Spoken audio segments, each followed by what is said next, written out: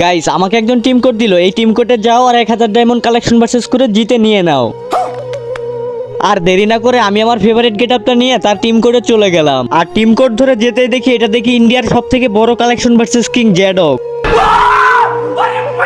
কিরে ভাই, তোর মতো ফকিনি আমার সাথে কালেকশন ভার্সেস করে জিতে কি 1000 ডায়মন্ড নিতে আসছে নাকি? শালা লল ভাই, আমি হচ্ছে ইন্ডিয়া সার্ভারের সবথেকে বড় কালেকশন ভার্সেস কিং, আর তোর মতো ফকিনি আমার সাথে কালেকশন ভার্সেস করতে আসছে। লল ভাই।